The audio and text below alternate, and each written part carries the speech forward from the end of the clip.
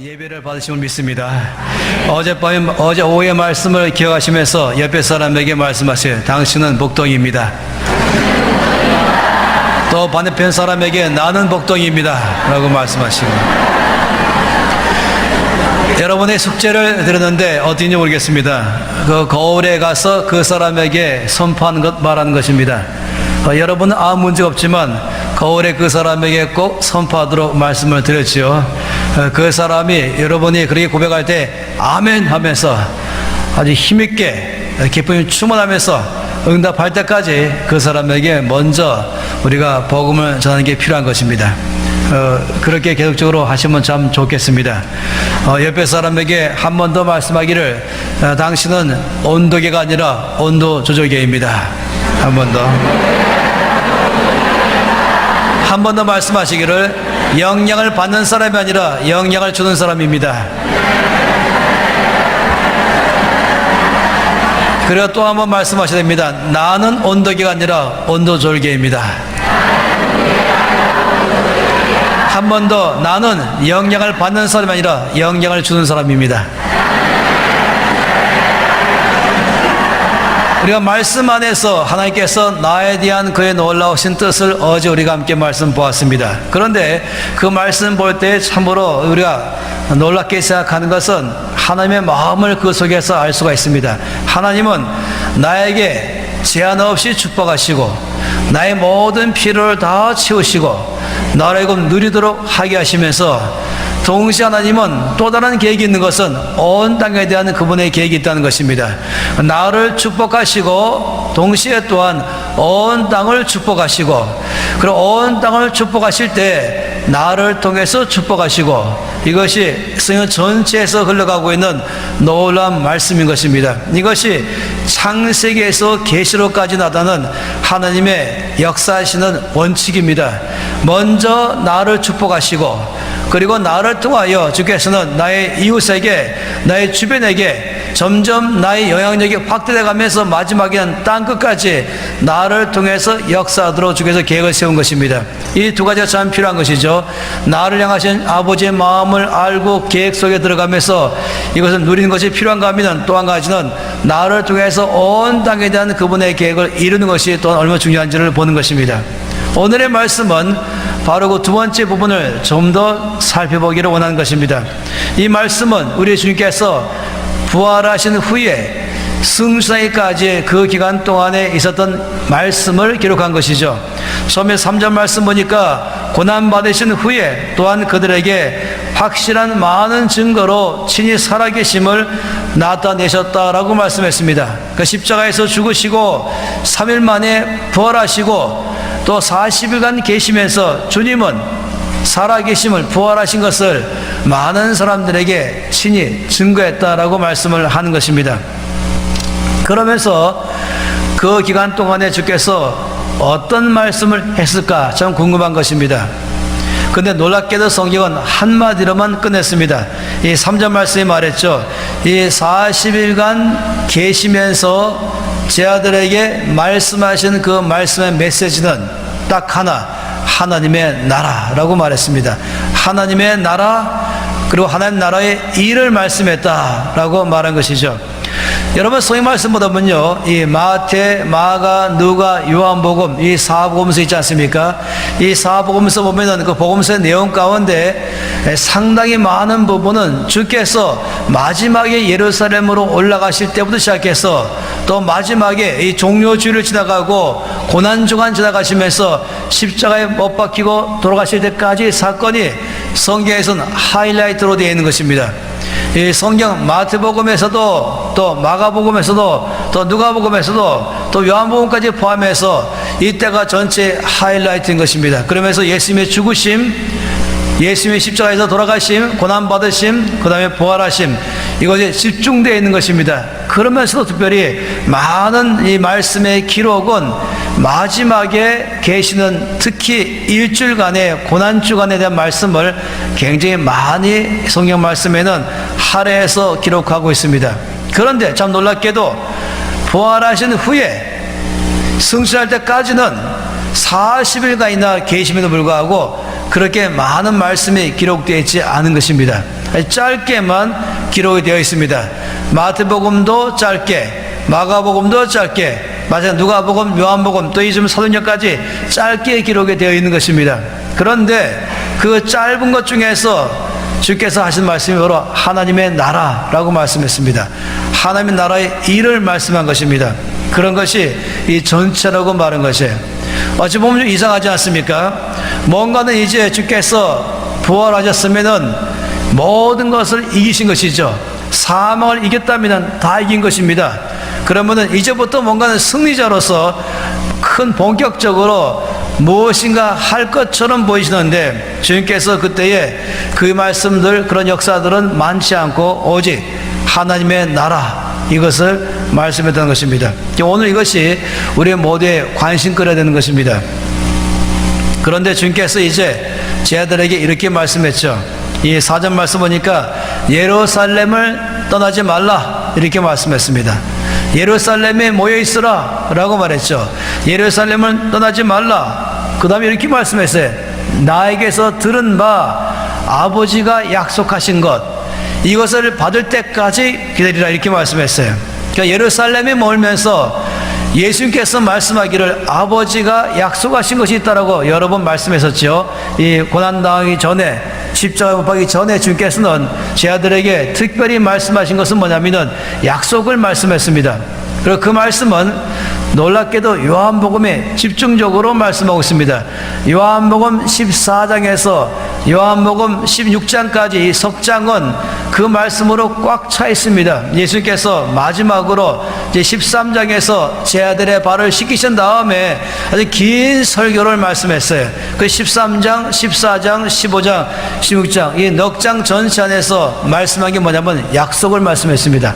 아버지 약속하신 것. 그래서 그 아버지가 약속하신 것, 그 약속을 받을 때까지 예루살렘에 머물러 있으라라고 말씀했어요. 그 약속이 무엇입니까? 그 약속은 5절에 바로 말씀했죠. 요한은 물로 세를 베풀었으나 너희는 몇 날이 못되어 성령으로 세례를 받으리라. 그 약속은 바로 성령 세례를 말하는 것입니다. 그 13장에서 요한복음 16장까지 반복적으로 말씀하신 건 이것입니다. 나는 이제 너희를 떠나서 나를 보내신 아버지께로 갈 것이다. 이걸 반복해 말씀했습니다. 나는 더 이상 너희와 앞으로 함께 있지 않을 것이다. 나는 아버지께로 갈 것이다. 사실 이 말씀은요, 유쾌한 것이 아니었어요. 제 아들의 마음에는 이 말씀 들을 때는 상당히 두렵고 섭섭했죠. 왜냐하면 예수님이 이제 함께 있지 않겠다 말씀하기 때문에 그건 가장 그들에게 섭섭한 것입니다. 그런데 주께서 또 다른 말씀했습니다. 내가 더 이상 너희와 함께 있지 않냐고, 내가 아버지께로 갈 것인데 가면은 내가 너희 가운데 성령을 보내겠다, 이렇게 말씀했습니다. 아버지께서 성령을 보내시겠다 약속하셨다. 내가 가야만 그 약속이 이루어진다라고 말한 것입니다. 그러면서 예수님께서 하늘로 올라가시는 것, 아버지께로 가시는 것은 뭐냐면은 하나님 아버지의 약속을 이루기 위해서 것입니다. 그 약속은 바로 성령을 보내는 것입니다. 제 아들은 처음에는요, 이 말씀의 의미를 잘 알지 못했습니다. 제 아들의 관심은 어디 있냐면은 예수님이 더 이상 함께 있지 않으신다는 거에 너무 관심 집중해졌습니다. 거기에 섭섭하고 그것 때문에 두렵고 걱정이 많이 있었던 것이죠. 그런데 예수님은 이렇게 계속 말씀하는 거예요. 내가 아버지께로 가야만 아버지가 약속하신 것이 너희 가운데 임할 것이다. 그 약속은 뭐냐면은 성령을 보내는 것이다, 이 말씀을 하신 것입니다. 그래서 처음에는 이 말씀의 의미와 이 말씀의 비중을 잘 알지 못했죠. 이게 왜 중요한 것인지. 제 아들애는 이렇게 생각했어요. 그래도 예수님이 계신 게 더 좋은데 성령께서 오신다, 이 말씀을 이해를 못한 것입니다. 그 요한복음에 반복적으로 말씀을 하셨습니다. 예수님이 이렇게 말씀하셨죠. 요한복음 14장 말씀 보니까 내가 가면 아버지께서 또 다른 보혜사를 너희에게 보내리니 영원토록 너희와 함께 있으리라, 이렇게 말씀했습니다. 내가 아버지께로 가면 아버지께서 너희에게 또 다른 보혜사를 보낼 터인데 그가 오시면 영원토록 너희와 함께 있을 것이다. 어디서 가세요? 이 말씀을 저는 그 말씀 가운데서 아주 중요한 게 뭐냐면 이 보혜사라고 말한 단어입니다. 이 보혜사라고 말하는 단어는요, 저는 처음에는 이렇게 시작했어요. 아마 보호해 주시고 은혜를 주시는 것의 약자인가 보다. 사실 그럴 수도 있죠. 뭐 보호하시고 은혜 주신다, 뭐 그런 의미에서 약자. 다시 말하면 성령님을 말하는 거 아니겠습니까? 성령님은 보혜사시다. 그래서 성령님은 우리를 보호하시고 우리를 은혜 주신다, 뭐 이렇게 시작해졌어요. 그런데 한 번은 제가 중국에 가서 중국 교회에 설교하다가 중국 성경책을 펴봤습니다. 그리고 이 중국 성경책에는 보혜사란 말을 어떻게 썼을까 궁금했습니다. 여러분 아시겠지만은 중국 성경이 먼저 번역됐죠.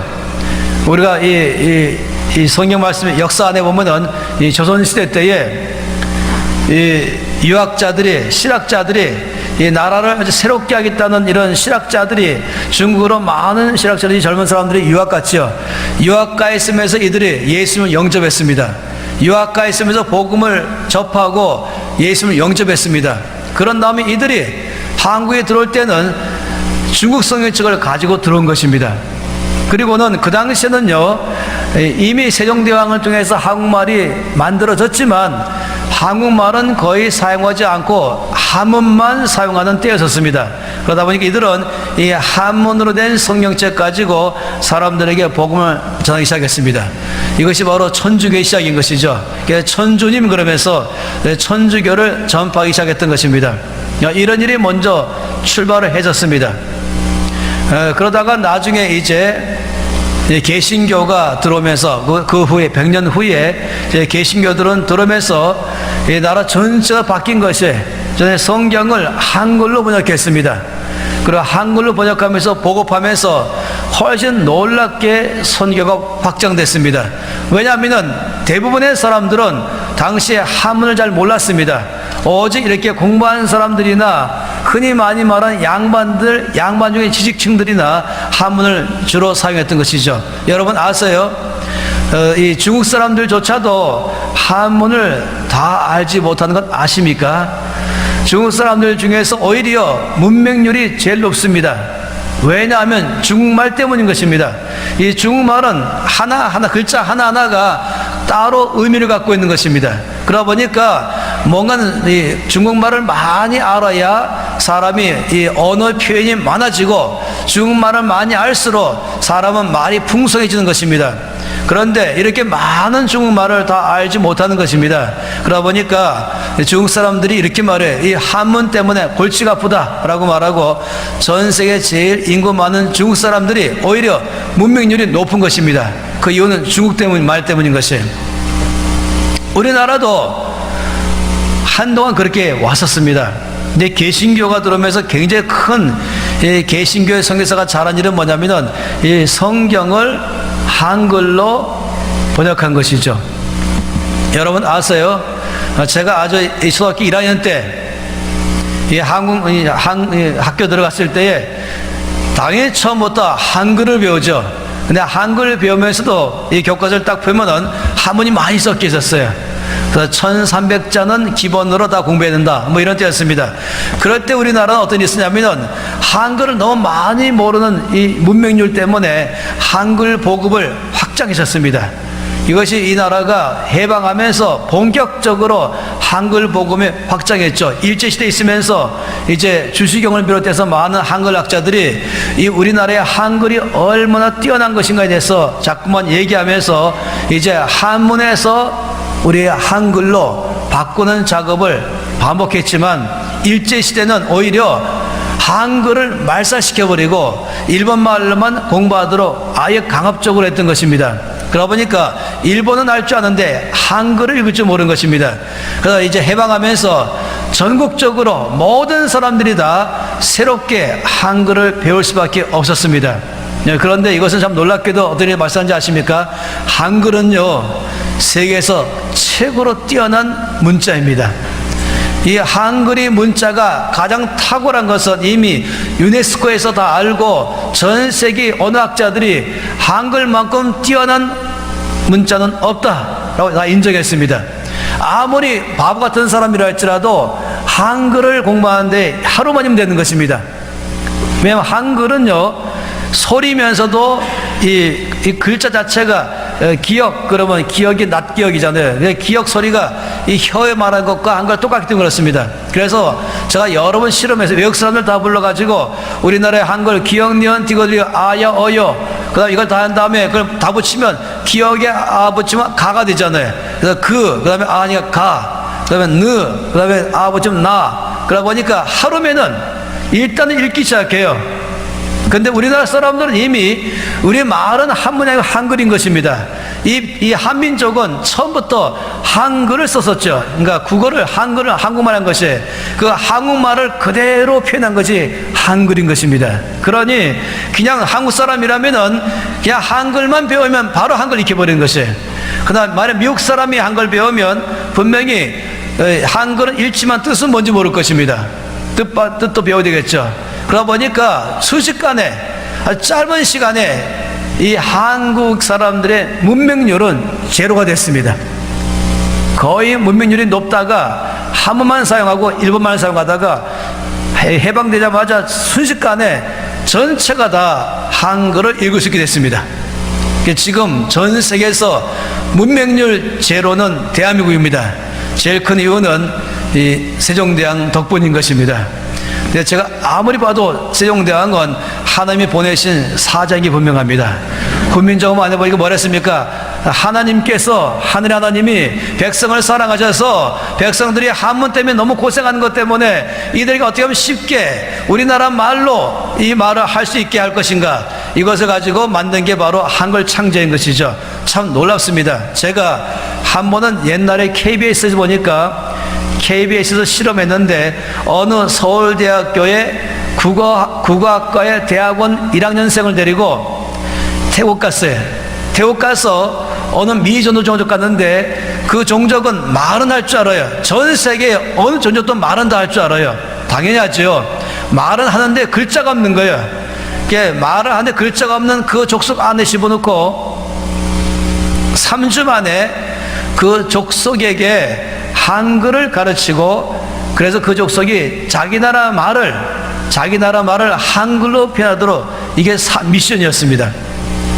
이해하시겠습니까? 그러니까 전 세계 사람들은 다 말할 줄 알죠. 말할 줄 아는 것을 글로 옮긴 게 문자이죠. 그래서 영어가 나온 것이고 독어 나오고 일본어 나오고 한문 나온 것인데, 놀랍게도 이 문자가 없는 이들에게 한글을 가르친 것이, 근데 한글은 전 세계에 모든 존재하는 이 소리를 표현할 수 있는 능력이 있는 것입니다. 어떤 소리도 한글은 다 쓸 수 있어요. 굉장한 문자인 것입니다. 그래서 이 24개밖에 안 되는 한글 가지고 한 대학원생이 어느 미전도 종족 들어가서 말은 하는데 문자 없는 그들에게 한글을 기억, 니은, 디귿, 아야, 어여 가르친 다음에 그들의 말을 그대로 한글로 쓰게 한 것이에요. 근데 2주 지났어요. 그 학생 중에 청년 한 명이 도시로 취직해서 갔어요. 공부 2주만 하고 1주 못 마치고 갔어요. 도시 가서 이 청년이 자기 엄마한테 편지 써보냈어요. 그 편지는 한글입니다. 근데 읽어보면 그 나라 말인 것이죠. 그래서 그 족속이 역사상 처음으로 자기들의 말을 글로 표현된 편지를 쓰고 받아왔다는 사실인 것입니다. 단 2주 만의 말인 것입니다. 그랬더니 그 창 바깥에 여러 사람이 삑 쳐다보는 교실을 소개하기를, 이들은 옆에 마을에 있는 또 다른 미전도 종족인데 그들도 자기 말을 하는데 그들도 글자가 없는 것이에요. 여러분, 사실 제가 비밀을, 지금 오늘 본문이 거꾸로 가게 보이는데 이상하게 제가 비밀을 말씀드렸는데요, 전 세계의 언어가 전체가 다 6,300개 언어인데 6,300개 언어 중에서 말은 하는데 글이 없는 그런 족속이 그 중에서 엄청나게 아직도 많이 있다는 것입니다. 그래서 그들에게 지금은 영어 알파벳을 가르쳐요. 그런데 한국말로 가르치면 굉장히 빠른 속도로 그들은 자기의 말을 글자로 쓸 수 있게 될 것입니다. 글자로 쓰기 시작하는 말은 문명이 급상승해 버린 것이에요. 미개인에서 순간적으로 문명인으로 바뀌어 버린 것입니다. 이건 어마어마한 역사인 것입니다. 그런데 지금 이 대부분의 이 이 언어를 바꾼 작업을 주로 미국 사람 중심으로 영어권으로 하기 때문에 한글의 탁월함을 감춰버린 거예요. 눌러버린 거예요. 못하게. 여러분, 중국에 종족이 몇 개 있는지 아십니까? 종족 그러면 언어를 따로 말하는 걸 말한 것이에요. 언어별로 종족이 나오죠. 중국의 종족이 얼마인지 아십니까? 중국의 종족은 1000개입니다. 1000개 종족. 그 중에 상당히 많은 종족은 말은 하는데 글이 없어요. 그런 어쩔 수 없이 자기들의 말을 버리고 한문을 공부할 수밖에 없는데, 그러다 보니까 문맹률이 높아진 것입니다. 근데 어느 중국 종족에 가서 한글을 가르쳤어요. 일주일 만에 자기 나라의 말을 글로 써버렸습니다. 근데 우리가 읽으면 다 한글이죠. 근데 우리가 그 뜻을 몰라요. 왜냐하면 그날의 말이니까, 발음대로 썼으니까. 근데 일주일 만에 문자가 생긴 것입니다. 그건 보통 문제가 아닌 것입니다. 그런데 중국 정부가 싫어하는 거예요. 중국 정부가 한글 들어가기 싫어하는 거예요. 딱 막아버리고 한문만 가르치려는 것입니다. 지금 아주 굉장한 싸움이 지금 일어나고 있습니다. 어쨌든 우리 민족은 정말로 하나님께서 왜 500년 전에 세종대왕을 통해서 이렇게 아주 쉽고도 과학적이고도 체계적으로 전 누구나 다 공부할 수 있도록, 누구나 다 금방 말할 수 있는 이 어마어마한 한글을 왜 우리에게 줬을까? 이것은 선교를 위해서인 것입니다. 세계 선교를 위해서 주께서 500년 전부터 준비하신 것입니다. 그리고 최근에 한류도 왜 주신 것입니까? 세계 선교에서 주신 것입니다. 아세요? 어느 나라 가든지 옛날에는 제가 여행을 많이 한 사람이잖아요. 제가 첫 번째 여행은 그렇게 오래전은 아니었어요. 83년도에 처음으로 해외 나갔습니다.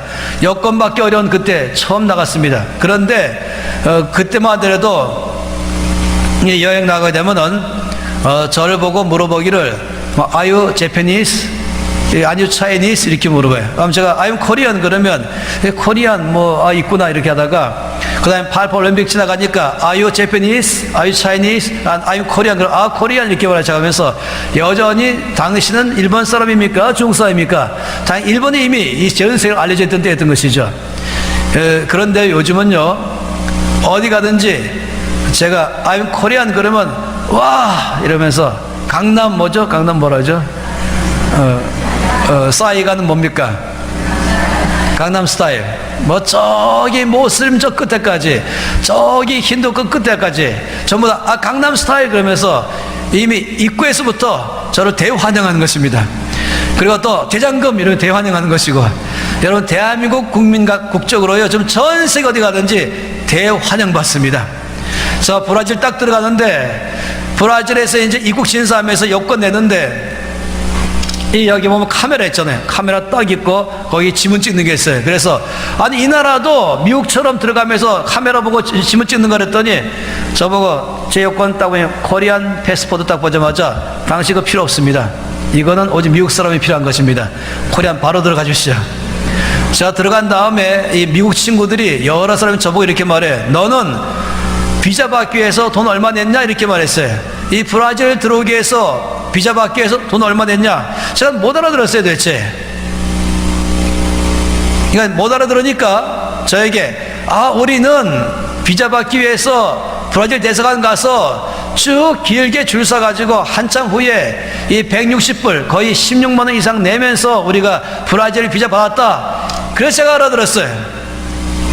그 제가 말하기를 우리 코리아는 브라질 들어올 때 비자 필요 없어 이렇게 말했지. 제가 비자 안 받은 바람에 못 알아들은 거예요. 무슨 말인지. 전 세계에서요 한국 여권 가지고 못 들어간 나라는 북한밖에 없습니다. 아세요? 제가 83년도에 나갈 때는 우리나라 여권 제가 딱 갖고 나왔는데 여기 적혀 있기를 대한민국 여권 가지고 들어갈 수 있는 나라 이렇게 적어 놨었어요. 이 나라들은 들어갈 수 있다 이게 적혀 있었어요. 지금은요 대한민국 여권 갖고는 전 세계 다 들어가는 것이에요. 근데 미국 여권은 못 들어가요. 아세요? 제가 이 96년 아틀란타 올림픽에 이제 1300명 데리고 아우리치 갔는데 가면서 여권 한 보따리, 한 박스 가지고 들어갔거든요. 미대서관에. 그래서 저희 가족은 따로 냈어요. 아이들 3명 포함해서 여권 5개를 제가 딱 냈죠. 그러면서 이제 우리 아이들 여권에 나 비자 찍어주라. 미국 들어간다. 아틀란타 올림픽 간다. 그래서 이제 영사가 뭐 이미 제가 그전부터 미국을 여러 번 왔다 갔다 하니까 저에 대해서 신뢰가 쌓인 것입니다. 그래서 우린 당신을 신뢰합니다. 그래서 당신 자녀들도 미국 들어가는 일에 비자를 주겠습니다. 그 당시에 비자 갖기 어려웠거든요. 그럼 마지막으로 이제 그럼 언제 후에 와서 이제 비자를 받아가시오, 여권을 가져가시오 이렇게 말한 거예요. 근데 제가 그 순간에 실수했어요. 뭐라고 말하냐면은 우리 아들 중에 한 명은 하와이에서 태어났다 이렇게 말했어요. 그랬더니 갑자기 멈칫하더니 아니 그럼 미국 사람이란 말 아니냐, 그냥 미국에 태어나면 무조건 미국 사람이거든요. 그게 맞다. 그럼 미국 사람인데 왜 한국 여권을 갖고 있냐. 제가 말하기를 미국 사람인 건 맞는데 나하고 우리 아이가 미국 국적을 포기했다. 눈이 이만해졌어요. 아니 다 국적 받고 싶었는데, 미국 국적 받고 싶었는데 왜 포기했니? 왜냐하면은 대한민국 국적으로 충분하기 때문이다 이렇게 말했어요. 눈이 더 커졌어요. 그리고는 저한테 사정하는 거예요. 당신의 아드님이 만 17세 되기까지는 어쩔 수 없이 미국 여권 쓰셔야 됩니다. 그러니까 아드님 데리고 와서 미국 여권 가져가십시오. 나는 이 외국가는 우리나라 법적으로는 미국 사람에게 미국 비자를 줄 수 없습니다. 미국 사람은 여권 가져가셔야 됩니다. 저는 아니 필요 없다니까요. 난 대한민국 사람으로 충분하니까요. 필요 없어요. 그랬더니 아니 자기는 그럴 수 못한데 제발 데리고 와서, 아드님 데리고 와서 미국 여권을 가져가라는 거예요. 저는 계속 필요 없다 그러고 제가 그날 통쾌했었습니다. 아주 기분 좋았습니다. 왜냐하면 제가 이 미국 대사관 가서 비자 받을 때마다 아침 가서 하루 종일 줄 서 해가지고 겨우 여권 비자 받는 것이 한두 번이 아니기 때문에 그날은 제가 큰소리 치면서 대한민국 사람으로서 충분해요 라고 말했어요. 물론 어쩔 수 없이 아들 데려가서 여권 받긴 받았습니다만은 지금도 별로 그렇게 별 관심이 없습니다. 왜냐하면 지금 세상이 바뀌었습니다. 전 세계 안에 코리안 그러면 최고로 인정받고 입국에서부터 인정받고 그리고 전 세계 갈 수 있는 나라가 되었습니다. 동남아시아 가면요 이렇게 경고해요. 한국 여권 소지자들은 여권 분실하지 않도록 조심하시기 바랍니다. 한국 여권만 훔쳐가는 도둑들이 있습니다. 왜냐하면 한국 여권은 5,000불 500만 원 이상에 팔려요. 왜냐하면 한국 여권 갖고 있으면은 이 동남아시아를 비롯해서 세계 안에 어느 나라 갈 수 있기 때문에, 그렇기 때문에 한국 여권 훔쳐가려고 다 기다리는 것입니다. 여러분 세상이 바뀌었습니다. 이 97년도에 IMF를 맞이했죠. 나라가 엄청나게 어려워졌죠. 그럴 때에 여러 선교단체의 책임자들이 저한테 이메일을 보내왔습니다. 당신의 단체, 다시 말하면 그 단체가 이제 이 한국 예수단의 대표였었으니까 당신의 단체가 해외 단기 선교 여행 가는 거를 자제해 주시기 바랍니다. 그래서 지금 달러가 어떻게든지 보유돼야 되기 때문에 이것이 바로 애국하는 길이 아니겠습니까? 맞는 말이죠. 여러분 IMF 다 아시죠? 그때 이 달러가 없어가지고 이제 채무 국가로 바뀌는 것이에요. 왜냐하면은 모든 여행 나갈 때마다 지금도요, 아직까지도 지금도 외국 여행 나갈 때 비행기표를 사면은 달러로 다 계산하게 되어 있습니다. 한국 돈 가지고 아직 물건 못 사죠. 아직까지는요. 달러로는 어느 나라 가든지 바꿔줘요. 그냥 한국 돈은 지금은 좀 바뀌었지만 그 당시엔 더 그랬습니다. 그래서 지금 온 국민이 금 모으면서 붙여가면서 달러를 모아가면서 이 나라를 일으켰지 않습니까? 그래서 저보고도 저희 단체가 제일 선교를 많이 하거든요. 1년에 3,000명 이상 보내기 때문에. 그래서 이 당신의 단체가 해외 단기 선교를 자제하시면 이 나라에 애국하는 길입니다. 뭐 저는 저 자신은 어떤 사람보다 애국자라고 제가 저 자신을 자부합니다. 제가 한마디 거절했어요. 저 왜 거절한지 아십니까? IMF가 왜 터진지 제가 알기 때문인 것입니다. 어제 제가 잠깐 말씀드렸지만은 이 나라가 정말로 이렇게 말하면은 소위 찌질이 못나게 살 때, 정말 세계에서 제일 강한 나라로 살아갈 때, 이 조선 말에 정치를 잘못해갖고 모든 열강 가운데 치면서 가난 속에 살아가다가 겨우 해방하자마자 다시금 전쟁이 일어나면서 전국이 다 이 전쟁의 폐허로 바뀌면서 다시금 일어나기 시작할 그때에 세계에서 제일 강한 나라가 되어 있을 때, 뭐 북한, 남한 없어져 똑같았어요 그 당시에. 그럴 때에 이 나라가 우리 믿는 사람들이 새벽에 얼마나 주 앞에 부르짖었습니까? 얼마나 주 앞에 간절히 기도했습니까? 아버지, 이 나라를 축복해 주십시오.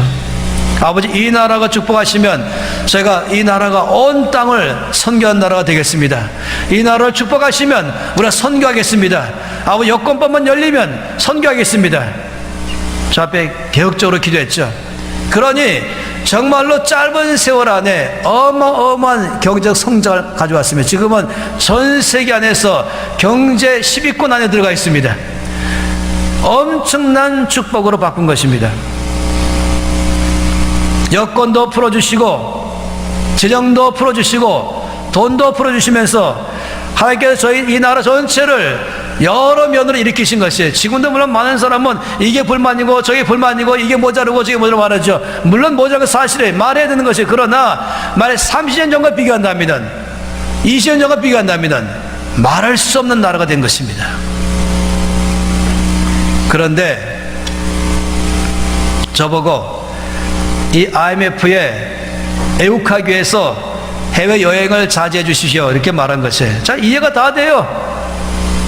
네, 여러분 아십니까? 그 당시에 이제 살만하니까, 나라가 살만하니까 못 가본 나라도 가보고 해외여행에 풀어지기 시작하고 여권 풀어주니까 여권 가지고 이제 다 나라를 가면서 여행하는 것이에요.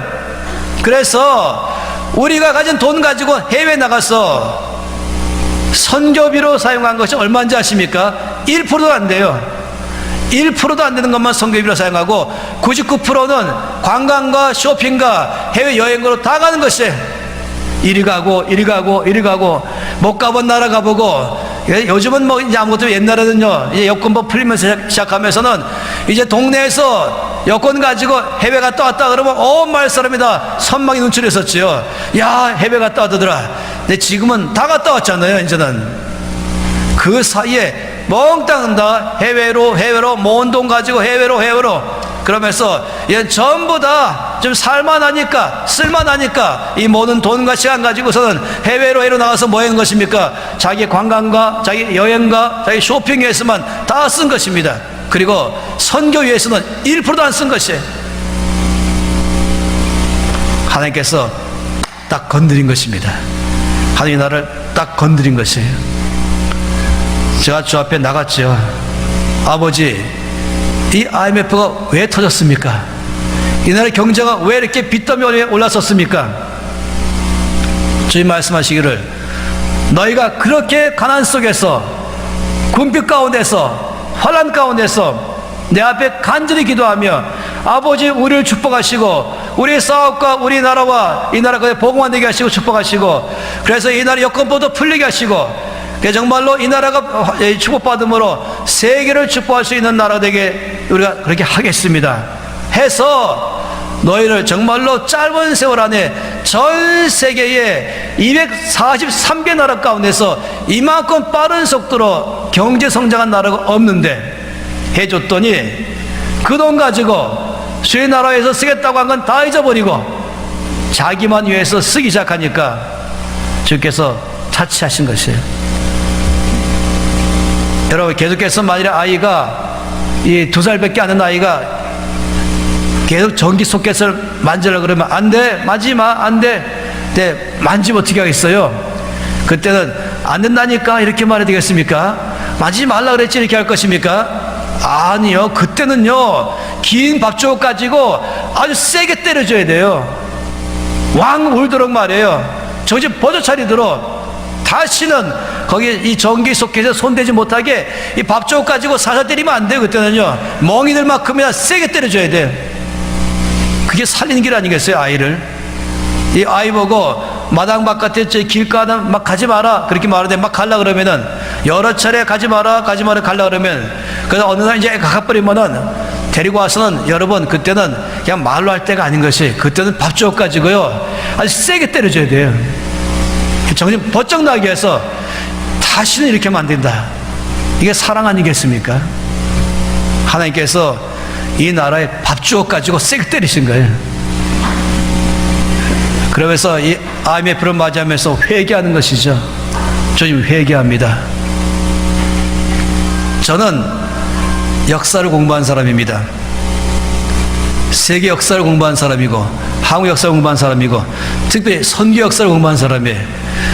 온 역사 안에 보면은 가장 가난한 나라에다가 하나님께서 그 나라 안에서 복음이 들어가게 하시고 복음이 들어가면서 이들이 예수 믿기 시작하게 하시고 부흥이 일어나게 하시고 그 다음에 경제가 활성화되게 하시고 그 다음에 이 부흥하면서 교회가 일어나기 시작하면 먼저 교회가 나 자신이 부흥하고 교회가 부흥하고 사회가 부흥하기 시작하면 반드시 그 다음에는 이 교회가 나라를 벗어나서 국경선 넘어가면서 해외 선교하게 되어 있는 것입니다. 이 선교를 시작하는 것이 영국이 바로 그런 나라가 된 것이죠. 영국은요 아주 가난하고 못산 나라였던 것이었어요. 그러나 그 영국 가운데 복음이 들어갔죠. 처음에 AD 300년경이 말입니다. 그러면서 나라가 아주 가장 가난한 나라가 바뀌어버린 것입니다. 복음을 바뀐 것입니다. 여러분 아세요? 세계 4대 문명의 발상지는 어디입니까? 영국입니까? 미국입니까? 아니에요. 중국, 인도, 그 다음에 이란과 이라크 지역, 그 다음에 이집트인 것입니다. 이 네 개가 바로 세계 4대 문명의 발상지이고 당시로 말하면 최고로 문명국가인 것입니다. 그러나 나머지는 몽땅 다 미개발국가, 아니 미개인이었어요. 오죽하면은 유럽 사람들을 말하기를 바바리안 이렇게 불러요. 바바리안 말은 뭐냐? 미개인. 인격적으로도 인간 이하고 삶도 인간 이하고 그런데 이미 중국과 이 아시아 속에 동아시아 안에 중국과 이 한국까지 포함해 조선까지 포함하면서 그 다음에 이 인도가 그 다음에 이 이란과 이라크 지역 안에 터키 지역 안에 그 다음에는 바로 이집트 안에서는 당시에 최고로 문명국가였던 것입니다. 그런데 복음이 유럽으로 들어갔죠. 그러면서 이 유럽 사람들 정말로 인간 이하의 삶을 사는 옛날 문헌 보면은 돼지우리와 사람 사는 집과 똑같았다고 말했었습니다. 그런데 복음이 들어가면요 예수 믿기 시작하면은 사람들이 문명이 발달하게 되어 있어요. 항상 복음이 들어가면은 문명이 발달하면서 의식이 끼어지기 시작하니까 경제가 활성화되고 인권이 향상되기 시작하고 신장되고 더 넘어가면 나라가 바뀌고 그 다음에는 항상 선교하게 되어 있는 것입니다. 선교할 수 있는 준비를 먼저 해주시는 것이에요. 모든 것 축복하시고 경제적으로 사회적으로 국가적으로 여러 면에서 주께서 축복하신 것은 이걸 발판으로 해서 선교할 수 있도록 선교하려면 돈이 필요하거든요. 선교하려면 정치력이 필요하거든요. 여건이 힘이 있어야 되는 것이에요. 선교하려면 항상 물이 위에서 아래로 흘러가는 것처럼 이 돈이 있는 데서 아래로 정치력이 있는 데서 아래로 가면서 선교하게 되는 것입니다. 한번 보세요. 역사의 선교는 언제든지 위에서 아래로 가기 시작했던 것입니다. 그래서 하나님께서 영국을 어마어마한 세계 최강의 나라로 만들었죠. 옆에 모든 나라들 같이 만들어갔죠. 그 네덜란드도 만들어갔죠. 그 다음에 그 영국보다 훨씬 더 못 산 나라가 어디냐면은 바로 이 스칸디나비아 반도인 것입니다. 다시 말해 스웨덴, 노르웨이, 핀란드, 덴마크. 여기를 뭐라고 말합니까? 바이킹 후예라고 합니다. 바이킹 후예. 이 바이킹 후예 말하는 게 뭐냐면 그냥 거의 이들은 포악하고 난폭했었어요. 아주 난폭한 이들이었어요. 정말로 사람답지 않은 인권도 없는 가난. 그런데 이들이 영국에서 시작해서 다시 복음 들어갔죠. 복음 들어가면서 문명이 바뀌기 시작하고 나라 바뀌기 시작하고 나라가 세우기 시작하고 그 다음에 이들은 전 세계로 복음을 전파했습니다. 그래서 이 스웨덴과 노르웨이와 덴마크는 아주 강력한 나라가 됐습니다. 영국이 강력한 나라였습니다. 복음이 가기 시작했죠. 그러면서 복음이 이제 미 대륙으로 들어갔습니다. 미국에 복음 들어가기 시작했죠. 미국이 바뀌어버렸습니다. 그러면서 주께서 미국을 강하게 만들었어요. 경제적으로, 정치적으로 강한 나라 되게 만들었어요. 그렇게 하면 전 세계 선교주도를 이제 영국에서, 유럽에서 하던 이 선교가 미국으로 넘어간 것입니다. 하나님께서 미국으로 하여금 전 세계 선교할 수 있도록 경제력을 높이고 정치력을 높였던 것입니다. 이제 그 흐름은 한국으로 왔습니다. 이 동아시아 지역에 세 나라가 있지 않습니까? 일본과 한국과 중국입니다. 어찌 보면 한국은 이 일본과 중국이라는 강한 나라 사이에 끼어가지고 있는 것처럼 그냥 작은 나라인데, 놀랍게도 복음의 역사는 한국 땅에 떨어진 것이에요. 이 중국과 일본은 더 먼저 왔죠. 한국보다 먼저 복음이 왔지만 놀랍게도 이 복음을 받아들이면서 굉장한 영적 부흥은 이 한반도에 온 것입니다. 그래서 오히려 이 일본은 거의 아사 직전이고, 음식 못 먹어서 거의 죽기 직전에 같이 영적 아사 직전의 일본과, 여기는 중국은 이 궁핍함, 그러니까 음식 먹기 먹는데 마치 거지처럼 제대로 잘 못 먹는 굶주림, 이쪽은 아사, 여기는 굶주림. 한국 교회가 중국을 살리고 한국 교회가 일본을 살리는 것입니다. 그러니까 주께서는 이 조그마한 이 자원도 없어 보이는 이 나라 안에서 하나님께서 엄청나게 일으키기 시작했어요. 아무리 봐도 이 두 나라 비교하면은 정말 이 두 나라가 처음에는 한국을 우습게 봤죠. 그렇지만요, 우리가 뭐 석유만 자원이거나 금만 자원이 아닌 것이 문화 자원이라는 게 생겼잖아요. 음식 문화로 해서, 이 노래로 하면서, 연극으로 하면서, 그 다음에 더 큰 자원이 뭡니까? 복음이라는 것입니다. 그러면서 이 나라는 진정으로 강한 나라 되겠어요. 부유한 나라 되게 만들었어요. 하나님께서 이 나라를, 이 역사 안에서 일본과 중국보다 훨씬 밑에 있던 이 나라를 쑥 올려버린 것입니다. 그 이유는, 역사 안에서 항상 그렇게 한 이유는, 내가 너희를 축복하고 너희의 삶을 후히 주고 누리게 할 뿐만 아니라 이것이 흘러가도록 이유한 것이다. 역사가 늘 그렇게 해왔었습니다. 하나님께서 지금은 한국이 그럴 때에 와 있는 것입니다. 그래서 우리 가운데 역사하는 것입니다. 오늘 이 말씀 보세요. 이 말씀 보니까 주님께서 이제 제 아들에게 말씀하시기를, 예루살렘을 떠나지 말고 약속을 기다리라. 그 약속은 바로 성령이신 것이죠. 그 성령은 바로 무엇입니까? 그 성령은 보혜사라고 말했어요. 이 보혜사가 무엇입니까? 제가 중국에 가서 말했어요. 중국 성경 딱 보니까 보혜사라고 되어 있는 거예요. 한문으로 보혜사 되어 있었습니다. 그래서 제가 알았죠. 이 선교사님들이 한국에 와서 이제 한글 성경을 만들고자 번역 작업할 때에 우리나라 성경이 뛰어난 성경의 이유가 뭐냐면은, 첫째, 한글이 되면 뛰어난 것이에요. 한글은 모든 것을 다 표현할 줄 아는 능력이 있습니다.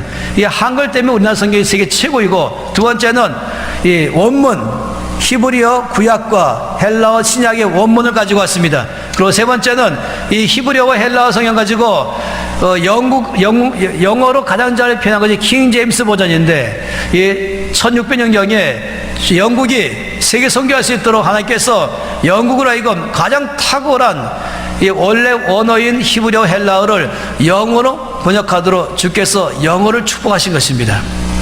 그래서 이 킹 제임스 버전이라는 이 성경책은 이 원어를 가장 잘 영어로 표현한 성경인 것입니다.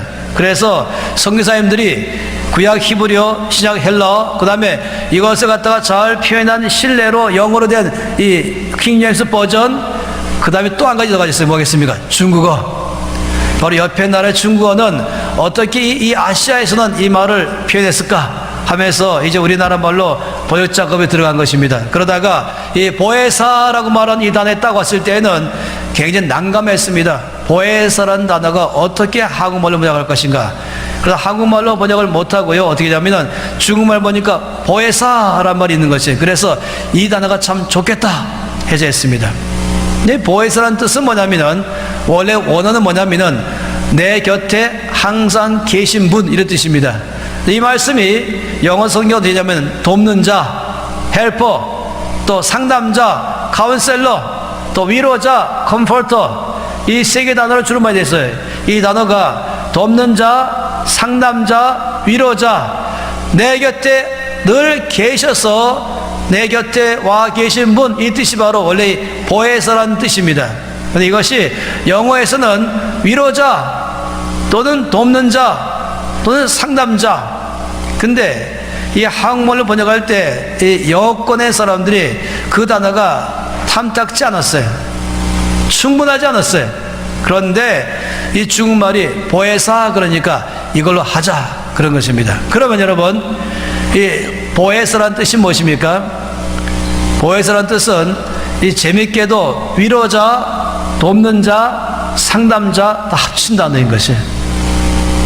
그래서 보혜사 그러면 나를 위로하시고 나를 도우시고 나를 상담해 주시고 내 삶에 항상 같이 계시면서 내 모든 필요에 모든 영역 가운데 나를 돕고 내 마음을 위로하시고 나의 갈 길을 이끌어 가시는 분으로 된 것이 바로 보혜사 뜻인 것입니다. 그래서 제가 이 말씀 왜 드리냐면은 이 요한복음 14장 말씀에서 저는 보혜사 그러면 성령님 이렇게만 알았어요. 그런데 주께서 이렇게 말씀했어요. 내가 아버지께로 가면 또 다른 보혜사를 너에게 보내리라 이렇게 말씀했어요. 그래서 제가 옛날엔 그 눈이 말씀이 안 들었는데 어느 날 갑자기 눈에 쑥 들었어요. 뭐가 들었습니까? 또 다른. 저는 보혜사 그러면 바로 이꼴 성령님 이렇게 알았었는데 또 다른 보혜사 이렇게 말하니까 그렇다면 보혜사가 또다시 있다는 것이에요. 이미 보혜사가 계시고 그리고 또 다른 보혜사 이렇게 말하는 것이에요. 그러니까 또 다른 보혜사는 성령이시고 그 여기 보혜사는 누구냐? 당연히 예수님을 가리켜 말한 것입니다. 예수님은 누굽니까? 보혜사십니다. 다시 말하면 나와 함께 계시면서 나를 위로하시고 나를 도와주시고 나를 치료하시고 나를 힘있게 하시고 내가 어떻게 필요할 때에는 나의 삶에 가르쳐 주시고 나의 삶을 안내해 주시고 다 포함해서 이 말이 보혜사라는 뜻인 것입니다.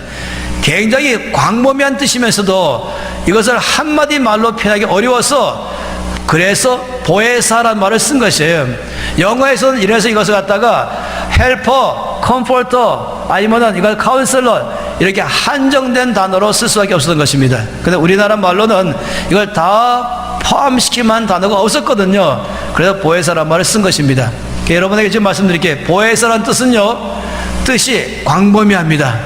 항상 내 곁에 계시면서 나를 위로하시고 나를 도와주시고 나를 상담하시고 나를 가르치시고 나를 또한 힘을 주시고 필요하면 나를 치료하시고 내 모든 삶 전체를 다 돕는 분, 이것이 보혜사인 것입니다. 예수님께서 내가 가면 또 다른 보혜사를 너에게 보내겠다 이렇게 말씀했어요. 그 바로 또 다른 보혜사는 성령을 말한 것이죠. 근데 제 아들이 그런 말씀 드려도 관심이 없었어요. 여전히 섭섭했어요. 왜? 예수님이 앞으로 안 계신다 생각하니까. 예수님이 이제 아버지께로 간다 하시니까. 그 예수님이 안 계시면 뭐겠습니까? 예수님이 안 계시면 보혜사가 안 계신 것이에요. 여러분, 예수님이 안 계시나 계시나 나는 별 차이가 없다 그렇습니까? 아마 그렇다면 심각합니다. 예수님이 계셔도 좋지만 뭐 안 계셔도 괜찮아 이러면 심각합니다. 예수님은 나의 삶의 절대적인 존재이십니다. 예수님은 나의 보혜사이십니다. 나의 위로자이시고 나의 상담자이시고 나의 치료자이시고 나의 목자이시고 나의 반석이시고 나의 산성이시고 나의 안내자이시고 나의 모든 삶 전체를 어떤 것이든지 여기에 몽땅 나의 삶의 필요를 채우시는 분은 바로 예수 그리스도이십니다. 그래서 예수님을 목자라고도 표현하기도 하고 예수님은 길, 예수님은 진리, 예수님은 생명, 예수님은 포나무, 예수님은 나의 왕, 예수님은 나의 주, 나의 선생, 예수님은 내 모든 것 다 나의 위로자로 포함해서 예수님은 나의 모든 것 다 되신 것입니다. 그걸 한마디로 말하면 예수님은 나의 보혜사이시다 이 뜻인 것이에요. 그러니까 예수님이 없으면 나는 뭡니까? 예수님이 없으면 나는 옛날 말로 한다면 안고 없는 찐빵 같은 거. 그러니까 이 쓸모가 없는 것. 예수님이 빠지면 나는 안고 없는 찐빵입니다. 이런 식으로 예수님이 없어도 나는 살 수 있어요. 뭐 내 힘으로 살고 내 지혜로 살고 내 능력으로 살고 내가 다 할 수 있어요. 아니요. 정말로 전 여러분이 깊이 알게 바란 건 나의 삶이 예수님 빠지면 안고 없는 찐빵이다. 뭐 그 이상 표현할 수 있으면 좀 좋겠지만은 죄송해요. 예수님이 빠지면 나는 아무것도 아니다. 보통 이렇게 말하죠. 나 마이너스 Jesus is nothing 이렇게 말하죠. 예수님이 나에게서 안 계시면 나는 아무것도 없습니다. 예수님은 나의 모든 것 되십니다. 예수님이 계시면 나는 모든 것이 있습니다. 예수님은 나의 삶의 answer. Jesus is my answer. 무슨 말이에요? 예수님은 나의 응답이십니다. 예수님이 계시면 나의 모든 어떤 문제도 예수님은 다 해결하십니다. 문제 해결자는 예수님이십니다. 그 예수님이 안 계신다고 말하면 얼마나 섭섭하겠어요. 그 예수님이 안 계신다. 그러면 내가 앞으로 누구한테 상담받을 것인가? 앞으로 누가 나를 도울 것인가? 누가 나를 위로할 것인가? 누가 나를 싫어할 것인가? 내 문제는 누가 해답을 줄 것이며 해결할 것인가? 이것이 바로 제 아들의 마음속에 심각한 마음이었습니다. 이제 그 말을 듣는 순간에 제 아들을 딱 봤더니 예수님이 이렇게 말씀했어요. 내가 너희를 그와 같이 버려두지 아니하고 다시 오겠다. 왜 그 말씀한지 아십니까? 예수님께서 내가 이제 너희와 함께 있지 아니하고 너희를 떠날 것이다 라고 말씀하는 순간에 제 아들의 마음을 다 보셨죠. 예수님은 사람들의 마음을 잘 보시잖아요. 그 마음이 어떤 마음입니까? 고아. 그 고아의 정의가 뭡니까? 고아의 정의는 부모가 없는 사람입니까? 뭐 그럴 수 있겠죠. 고아의 정의가 부모가 없는 사람이라면요, 아마도 웬만한 사람은 다 고아일 거예요. 안 그렇겠어요? 부모님보다 먼저 죽기를 가는 사람 빼고는 다 고아가 될 거예요. 근데 우리 그런 사람, 어른 된 사람 보고, 어른인데 부모가 없는 사람 보고 고아란 말은 안 하지요. 왜 누구를 고아라 그럽니까? 2살 됐는데 부모가 안 계신다. 이제 1달 됐는 까나나기인데 부모가 없다. 이러면 우리가 고아구나. 다시 말하면 이 아이를 누가 돌볼까?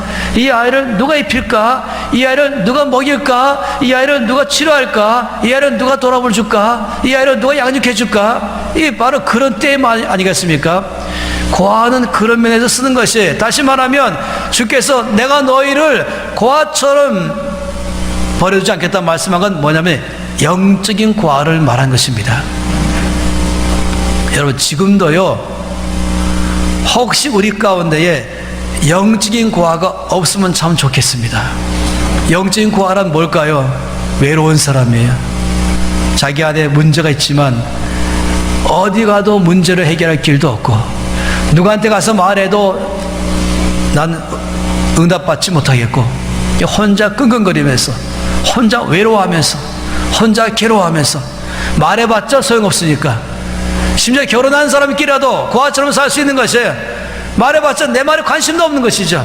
그러면 참 곤란하잖아요. 근데 어떤 남편은 어떤 아내도 자기 모든 피를 다 채울 수 없는 것이에요.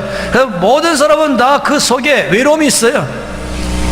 대말 그 외로움을 해결하는 방법으로 어디 가서 술 마시고, 그러면 잠깐은 외로움이 없는 것처럼 보이지만 술 깨면 더 커져버린 거 아시죠? 그렇게 하지 말아야 됩니다. 뭐 이것 조금 하고 이것 조금 하면은 내 지금 갖고 있는 고통은 달래주겠지, 약간은 도움될지 모르지만 근본적 대책이 아닌 것입니다. 그런데 이 근본 대책이 어디 있습니까? 예수님께서는 내 모든 것에 보혜사이셔서 더 이상 고아되지 않게 하는 것입니다. 나의 모든 것, 내 마음에 있는 깊은 데까지라도 다 이해하시며 아시며 또 돌보시며 또 도와주신 바로 예수님이신 것입니다. 그러니 제 아들이 그 예수님이 앞으로 안 계실 것이다. 근데 예수님께서 말씀하기를, 그러나 내가 가면 또 다른 보혜사 성령을 보내겠다라고 말해도 못 알아듣는 거예요. 왜? 예수님이 안 계시는 한 가지 때문에. 저는 어릴 때 이런 생각했습니다. 야, 예수님께서 계실 때 있었던 사람은 나보다 훨씬 복도 많구나. 나는 왜 지금 태어났을까? 나도 예수님이 계실 때 그때 태어나서 얼마나 좋았을까? 그러면 아마도 제가 특별히 예수님 따라갔을 거예요. 그리고 주님께서 오병이어의 사건을 이룰 때 다 눈으로 볼 것이고, 주께서 바람과 바다의 전쟁까지 다 볼 것이며, 주께서 이 남에서 안전병 있는 사람을 고칠 때, 기지는 사람 자유케 하실 때, 문둥병자 고칠 때, 많은 이적과 기생하실 때 내가 다 보고, 또 놀라운 것은 그 주님의 말씀을 들을 수 있는 이 영광과 특권이 있을 텐데 왜 난 지금 태어나서 그런 축복이 없을까? 아, 예수님께서 계실 때 있었던 사람은 나보다 훨씬 더 복받았다, 이렇게 제가 생각했었습니다. 그런데 어느 날 제 생각이 다 깨졌어요. 예수님이 요한복음 16장에 이렇게 말씀했습니다. 내가 실상을 말하노니 내가 떠나가는 것이 너에게 유익이라. 내가 떠나가지 아니하면 보혜사가 오시지 아니할 것이며 내가 가면 그를 너에게 보내리라. 이 말씀 참 이상하지 않아요? 내가 실상을 말하노니 내가 떠나가는 것이 너에게 유익이라. 제가 가로 열고 제 아들이 천만의 말씀 이렇게 했을 거예요. 근데 내가 떠나가는 것이 너에게 유익이라. 내가 떠나가지 아니하면 보혜사가 오시지 아니할 것이요. 다시 말하면 내가 너희를 떠나지 아니하면 성령께서 오시지 아니할 것이요. 내가 가면 성령을 보내리라. 이 말씀이 뭔지 아십니까? 예수님도 보혜사이시고 성령님도 또 다른 보혜사이세요. 이 두 분은 차이가 없어요. 왜냐하면 성부, 성자, 성령 다 하나님이시거든요. 삼위일체 하나님. 따라서 그 퀄리티가 똑같아요. 예수님의 보혜사이신 것과 성령께서 보혜사이신 것과 똑같은 것입니다. 그런데 놀랍게 이렇게 말씀했어요. 예수님께서 우리와 함께 계신 것보다도 성령께서 계신 게 훨씬 더 유익하다. 왜 그럴까요? 자, 그 다음에 이제 깨달았어요. 왜 이 말씀했을까? 예수님이 땅에 오신 목적이 뭔지 아세요? 예수님이 땅에 오신 목적은 죽으러 오셨습니다. 나의 십자가에 나의 죄를 처리하기 위해서 십자가에서 죽기 위해서 오신 것이 예수님의 목적인 것입니다. 그래서 예수님은 하나님이시지만은 완전한 사람으로 오신 것입니다. 100% 사람으로 100% 하나님이시지만은 100% 사람으로 오신 것이 왜 그렇습니까? 나와 똑같은 사람이 되어서 내가 지은 모든 죄를 대신 담당하기 위한 것이었어요. 이게 하나님의 지혜이죠. 이 세상에 어떤 종교도 이런 하나님의 방법으로 계시한 게 없습니다. 참으로 놀라운 것입니다. 하나님께서 친히 사람의 몸을 입으시고 그냥 사람 모양이 아니에요. 사람처럼 보이는 게 아니라 100% 사람인 것이에요. 똑같이 배고프면 굶주리시고 또 피곤하면 주무셔야 되는 것이고 또 아프면 눈물이 나오는 것이고 내가 겪는 모든 것 100% 똑같이 겪는 사람으로 이 땅에 하나님이 이 땅에 오신 것입니다. 바로 그분이 예수 그리스도이십니다. 왜 그렇게 하셨습니까? 바로 나의 죄를 100% 담당하기 위해서, 나의 모든 죄로 인한 저주와 사망에서부터 이 죄를 처리하시고 나에게 생명과 축복을 주기 위해서 완전 사람으로 오신 것입니다. 그리고 나의 모든 죄를 짊어지시고 십자가를 지시고 가신 것이고 내가 받을 모든 고통을 대신 다 담당하신 것이고 그리고 내가 받을 모든 저주가 대신 저주되어서 십자가에서 못 박혀 돌아가신 것입니다. 그게 끝내버린 것이죠. 이것이 예수님 땅에 오신 목적인 것이에요. 예수님 이 땅에 오신 목적은요 오병이어가 아니었어요. 예수님 땅에 오신 목적은 바람과 물결을 자전케 하는 게 아니었어요. 예수님 땅의 목적은 병 고치는 목적이 아니었어요. 물론 하지만은 더 큰 목적은 근본적으로 나의 죄를 처리하기 위해서 오신 것입니다. 그를 내면은 사람이 대신했던 것입니다. 따라서 예수님은 사람이시기 때문에 어떤 일이 발생하셨냐? 예수님이 예루살렘에 계시면 예루살렘에만 계신 것이에요. 이 나사렛에서 많은 사람들이 예수님 만나고 싶다면 예루살렘 와야 되는 것이에요. 예수님이 나사렛 가시면 다 가야 되는 것이에요. 이 갈릴리 호수가 넓은데요. 왜냐하면 길이가 22km, 폭이 13km예요. 엄청나게 한 큰 도시만큼 큰 것이죠. 예수님께서 배를 타고 건너가시면 모든 사람은 다 육지로 빨리 가기 시작하는 거예요. 예수 만나야 되기 때문에. 만나야 나의 도움 되시고, 만나야 치료받고, 만나야 위로받기 때문에. 얼마나 복잡해요. 예수님이 계신 곳에 다 가야 되는 것이죠. 만약 지금 제가 그렇게 바라던 예수님이 지금 예루살렘에 계신다, 그럼 여러분 어떻게 하시겠습니까?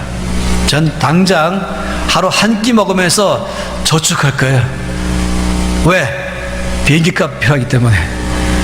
또 비행기값 아니라 가면은 숙박비가 필요하기 때문에. 그래서 드디어 이제 아주 제가 허리띠 졸라매고 먹는 거, 입는 거, 쓰는 거를 쪼려가면서 이제 돈을 모았어요. 그래서 드디어 비행기를 탔어요. 그리고 돈을 받고 여분 가지고 이제 비행기를 타고 예수 만나러 가려고 하는데, 비행기를 딱 탄 다음에 생각해 보니까 나 같은 사람이 나밖에 없을까? 아니지. 나 같은 마음 가지고 있는 사람이 몇 명쯤 될까? 전 세계 70억 가운데서 저거 나처럼 예수님 만나기를 사모해서 이게 저축하고 전력한 사람 몇 명일까? 제가 계산하니까 최소한 5억 명이에요. 5억. 제가 그 순간 아차했죠. 그래서 이제 드디어 예루살렘에 도착하자마자 예수님을 면담하기 위해서 바로 갔어요. 여러분, 은행 들어가면 제일 먼저 뭐 합니까? 은행 들어가면 일단 들어가서 소파에 앉는다. 그리고 어디 물이 없는가 물부터 마신다. 그 새로운 잡지 있는가 잡지부터 본다. 그렇습니까? 아니죠. 은행 들어가면 물보다도 좌석에 앉기보다도 제일 먼저 번호표 뽑는다. 내 순서 빨리 잡기 위해서. 그 다음에 앉아서 기다린 것이죠. 그래서 저도 마찬가지로 드디어 예수님 만나기 위해서 갔어요. 갔더니 이게 제가 착각했잖아요. 이 웨이팅인 기다리는 게. 그래서 뭐 했는지 아십니까? 이 베드로 비서가 번호표를 쫙 나눠주는 거예요. 그래서 제가 가서 바로 가자마자 그 즉시로 밥도 안 먹고 바로 갔죠. 그리고 저 예수 만나려 그럽니다. 그런데 번호표를 딱 주는데 딱 보니까 제가 만날 날짜가 10년 후인 것이에요. 보통 문제가 아닙니다. 이렇게 된다면은 예수 만나기 보통 문제가 아닌 것이에요. 그런데 주께서 부활하시고 승천하신 다음에 성령을 보내셨습니다. 성령은 성부, 성자, 성령, 예수님께서 보혜사이시라면 성령께서도 보혜사이신 것입니다. 예수님께서 나를 위로하고 도우며 나를 치료하고 내 모든 것을 채우신 분이라면 성령님도 똑같습니다. 그런데 차이가 있어요. 뭐 차이가 있냐면 성령은 영으로 오셨습니다. 성령은 하나님이시기 때문에 무소부지하십니다. 성령은 예루살렘에 계시고 사마리아에 계시고 또 나사렛 계시고 그 다음에 런던 계시고 그 다음에 서울 계시고 부산 계시고, 예수님은 우이동도 계시고, 예수님은 저 어디나 한 번에 다 만드는 것이 바로 성령께 그러시는 거죠. 성령은 한 번에 모든 사람을 만나주시며 성령은 한 번에 어디나 계신 것입니다. 그러니 갑자기 나의 삶은 달라졌죠. 이제는 성령님을 만나려고 어디 갈 필요가 없는 것이에요. 성경이 뭐라고 말했습니까? 내가 가면 또 다른 보혜사를 너에게 보내리니 저는 영원토록 너희와 함께 있으리라. 그러니 여러분, 정말로 성령께서의 말로 문자 그들의 보혜사가 되신 것입니다. 예수님도 보혜사시지만은 예수 한계가 있는 것이에요. 왜냐하면 육체로 오시기 때문에. 성령은 영이시기 때문에 내가 버스 타든지 걸어가든지 앉든지 집에 있든지 나가든지 내가 카페 가든지 빵집 가든지 성령은 항상 내 곁에 계신 것입니다. 여러분 생각해 보세요. 이 마태복음 맨 마지막 장 28장 맨 마지막에 그러므로 너희는 가서 모든 족속으로 제자를 삼으라 말씀하신 다음에 맨 마지막 뭐라 했습니까? 볼지어다 내가 다시 와서 영원히 있겠다 이렇게 말했습니까? 볼지어다 내가 세상 끝날까지 너희와 때때로 함께 있으라 이렇게 말했습니까? 아니요. 볼지어다 내가 세상 끝날 때까지 너희와 항상 함께 있으리라. 여러분 이 말씀 이상하잖아요. 지금 승천하시면서 하신 말씀이, 승천하시면서 볼지어다 세상 끝날까지 아니 끝난 다음은 분명히 계시겠지만은 아니 끝날까지 이건 두 가지다 말이에요. 내가 이 땅에 있다가 죽기로 가는 날이 끝난 날이에요. 또 예수님 재림하신 날이 끝날인 것이에요. 이 둘 다 끝날인 것이죠. 다시 말해 이것입니다. 내가 이 땅에 살아가는 날까지, 내가 이 땅에 사는 모든 날까지 예수님은 항상 함께 있으리라. 어떻게 이 약속을 지켰습니까? 보혜사 성령으로 오셨습니다. 저 여러분 모두 가운데 보혜사 선생님께서 계십니다. 그리고 나의 보혜사가 되신 것입니다. 내가 앉든지 서든지 어디 가든지 항상 나와 함께 계신 것입니다. 나를 도와주시고 나의 모든 필요를 다 채워주신 것입니다. 예, 어제 봤던 이 장세 12장의 말씀을 나의 것 되게 하신 것은 보혜사 선생님 오심으로 되게 하신 것입니다. 저기 계심으로 말미암아 아버지의 모든 축복이 나의 것 되게 하신 것입니다. 나의 지혜가 되어주시고 나의 힘이 되어주시고 나를 치료하시고 나를 도우시고 나와 함께 하시며 나를 인도하시며 나의 모든 삶 전시 안에 그분 나의 카운셀러요, 그분 나의 위로자요, 그분 나의 돕는 자요, 그건 나 항상 계시면서 나의 모든 것에 열사가 되십니다. 할렐루야. 제가 먼저 말씀드린 것은 그러므로 여러분들은 고아가 아닙니다. 혹시 여러분들은 고아처럼 또 헤매십니까? 아버지, 나는 위로받을 데가 없어요. 아니, 여러분의 자녀가 집에는 안 들어오고 바깥에 빙빙 돌면서 나 먹을 것 줄 사람 찾고 있어요, 이렇게 하면 어떻게 했어요? 아, 지금 나 좀 배고픈데 내 배고픔을 채울 사람 찾고 있어요. 집에는 안 들어오고. 여러분 마음이 어떻겠습니까? 차, 이렇게 아픈 애거든. 내가 지금 너희 아빠인데 엄마인데 지금 내가 너를 도와준 너희 아빠인데 어째 나를 놔두고 바깥에 빙빙 돌면서 이 동네 저 동네 이 집 저집 다니면서 나 좀 먹을 거 도와주세요. 나 좀 먹고 싶은데 나 좀 도와주세요. 이렇게 말하면 어디 생각하세요? 하나님 아버지 마음이 그 마음입니다. 내가 있지 않냐? 내가 보혜사 성령으로 항상 너희와 함께 있지 않냐?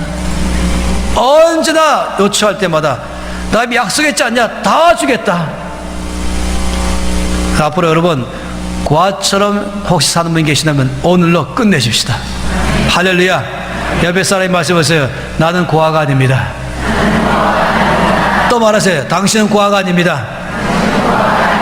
나에게는 보혜사 선이 계십니다. 믿으십니까? 여러분, 그분은 나의 모든 것을 다 채우기 위해서 항상 나와 함께 계십니다. 약속하신 것처럼 내가 또 다른 보혜사를 보내리니 그는 영원토록 너희와 함께 있으리라. 그래서 선생님께서 내 안에 계시고 내 옆에 계시면서 내 삶의 보혜사로 이미 계신 것입니다.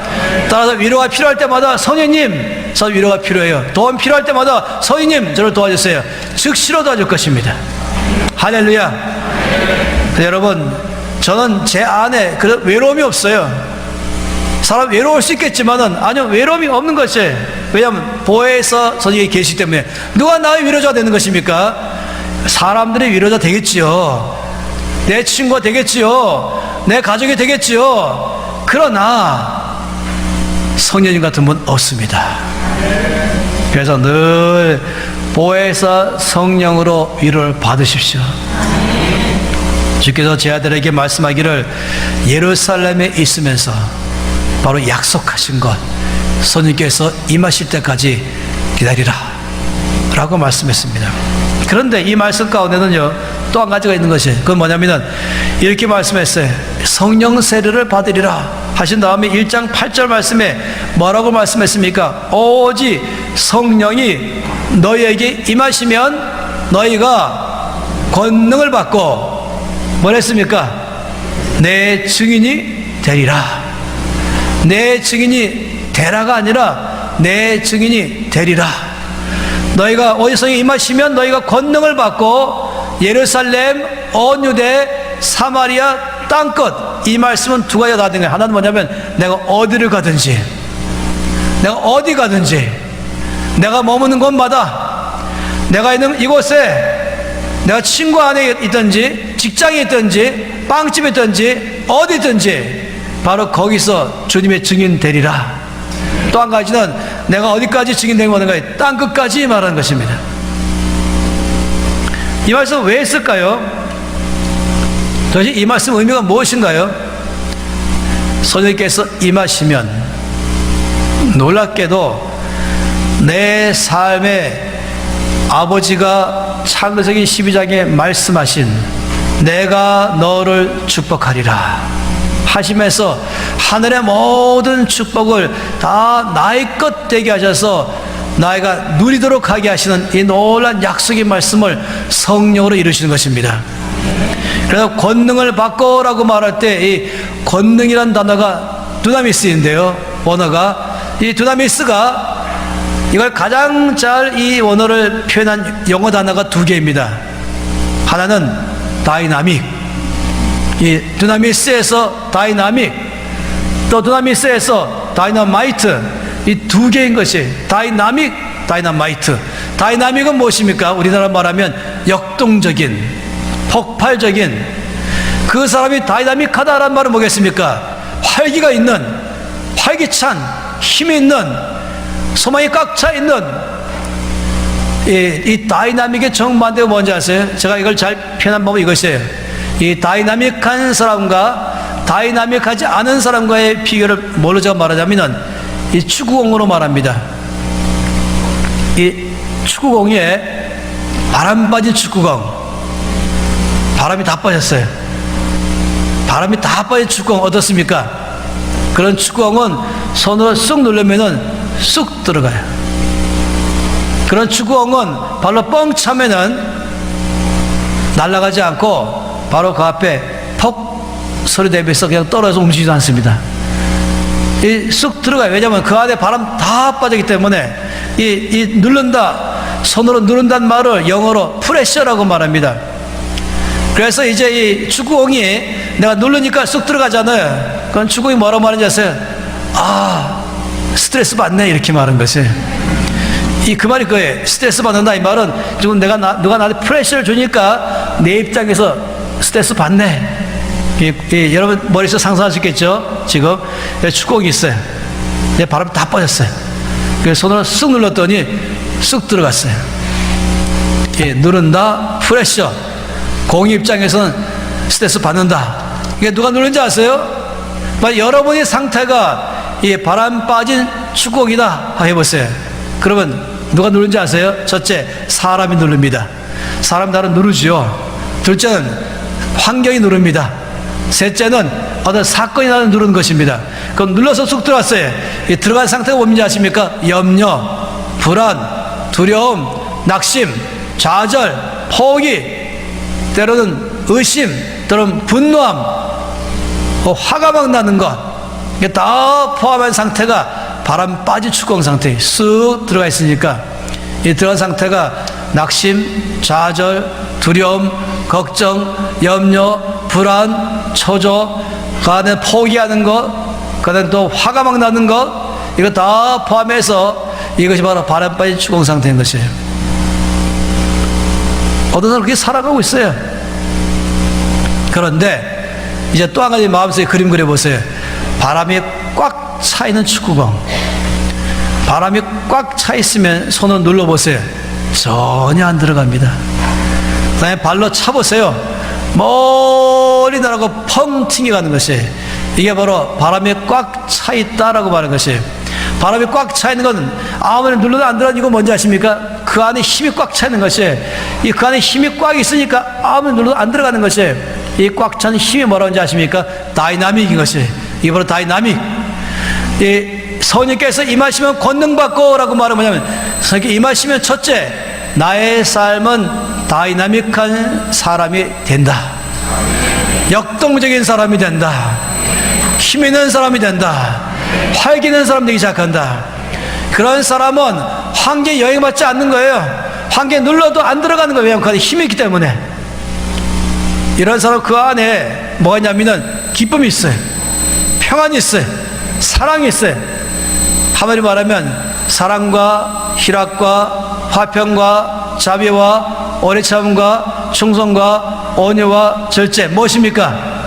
성령의 열매인 것이에요.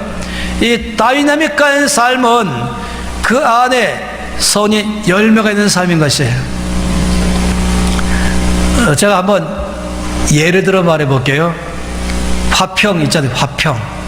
이 선이 열매 9가지 하나가 화평이에요. peace. 그러니까 love, 두 번째 joy, 세 번째 peace. 내 안에 peace가, peace는 이 평화 또는 화평 또는 평안, 우리나라 말로 이렇게 많이 번역했죠. 이것이 바로 영어로는 peace 하나입니다. 에이레네. 이 선이 열매인 것입니다. 예수님이 이렇게 말씀했습니다. 요한복음 14장 27절 말씀에 내가 너에게 평안을 주노라. 내가 주는 평안은 세상이 주는 것과는 다르다. 그래서 My peace I give to you 라고 하시면서 내가 나의 평강을 너에게 주노라 라고 말했어요. 근데 내가 주는 평강은, 이 peace는 세상이 주는 것과는 다르다. 뭐가 다를까요? 성령의 열매로서의 이 평화, 평강, 내 안에 바람이 꽉 찬 것 같은 이 평강, 이게 뭘까요? 자, 예를 들어 말해 보겠습니다. 유명한 예가 있습니다. 영국에서 그림 그리기 대회가 있었습니다. 그 그림 그리기 대회에서의 주제가 피스였어요. 평강, 평안, 우리나라는 화평, 이렇게 번역할 수 있는 영어로는 peace. 이것이 이 영국의 어느 그림 그리기 대회의 주제였습니다. 그 여기 계시는 분 모두가 다 이제 그 그림 그리기 대회에 참석했다고 해보세요. 여러분 앞에 이제 도화지가 다 있어요. 그리고 여러분이 뭐 크레파스나 크레용이나 아마 이제 물감 갖고 있겠죠. 그러면서 여러분이 이제 이 그림에다가, 화폭에다가 이제 뭐가 이 평강, 아니면 평안, 화평이라는 이것을 표현할 만한 주제를 이제 표현해야 되는 것이에요. 그 어떻게 하면 될까요? 어떤 그림이 나올 수 있을까요? 푸른 초장이 있어요. 거기에 양떼들이 쫙 흩어져서 한가롭게 풀을 뜯어먹고 있어요. 그리고 저쪽 끝에는 목동이 약간 튀어나오는 바위 위에 걸터 앉아서 뿔필이 불고 있어요. 그리고 해는 서쪽으로 뉘엿뉘엿 지고 있어요. 그리고 저 산 아래 입구에는 집들이 쫙 있는데 그 집들은 저녁 식사 준비하느라고 꿀뚝에서 연기가 모락모락 나고 있어요. 화평이죠. 평화로운 풍경이죠. 또는 어떤 사람은 집 바깥에서 그 거실 안에 있는 식구들의 모습을 봤어요. 보통 이 거실은 밖을 볼 수 있는 창문이 크지 않습니까? 그러니까 창 밖에서 거실 안을 보는 거예요. 거기 원탁의 의자에 가족들이 삥 둘러 앉아가지고 거기에 이제 디저트를 먹으면서 누가 무슨 말 하니까 모두가 깔깔 웃으면서 막 웃고 있어요. 그 모습도 피스입니다. 아마 이런 두 종류의 그림들이 많이 출품됐습니다.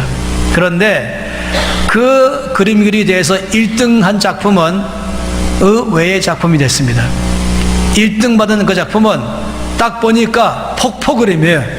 어마어마한 양해물이 쫙 흐르기 시작하는 거예요. 그리고는 굉음을 지르면서 밑으로 낙차 크게 떨어지고 있는 거죠. 엄청난 양해물이 떨어지니까 그걸 바라보고 있으면 두려움, 위협인 것입니다. 무서운 것이. 그런데 화가가 이 엄청나게 이것처럼 엄청 양의 물이 밀려오면서 떨어지는데 이 떨어진 입구역에 거기다가 바위가 있었어요.